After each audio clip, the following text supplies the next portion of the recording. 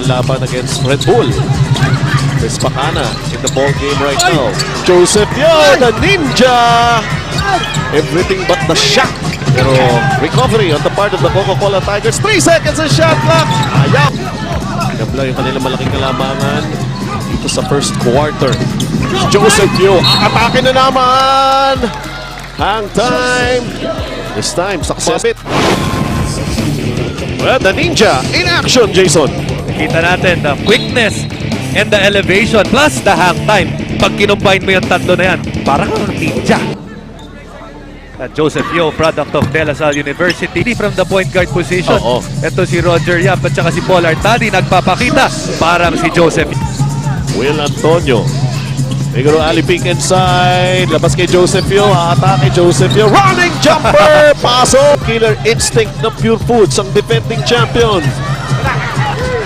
Nakana handoff. Bigay rin kay Joseph Yo. Sabit! Yung bonus free throw. The ninja, si Joseph Yo, medyo nahihirapan siya sa PBA dahil ang lalaki daw ng mga players. At alam mo, Benji, nung pumasok rin ako sa PBA, malos. Dati mga boy eh. Ngayon mga mama na eh.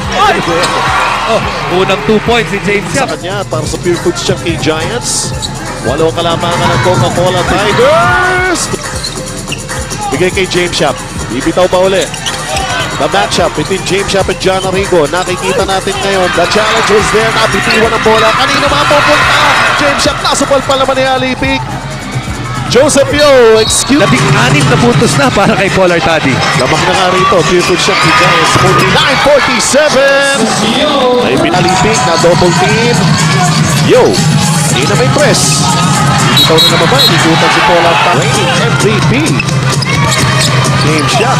Joseph Yo naman sa kabila. Already look. Tingnan natin Joseph Yo. Just really giving problems dun sa mga malalaki kasi hindi mo alam kung saan siya pupunta. Kaya nakasungkit pa siya. Big. Dadagdag pa ng kanyang mga numero. 12 ang ball game ha. So eto ngayon. At tingnan muna natin ang ating Mentos Extreme Men Tapang Move of the Day featuring the Ninja Joseph Yo. Amateur days pa lang, ganyan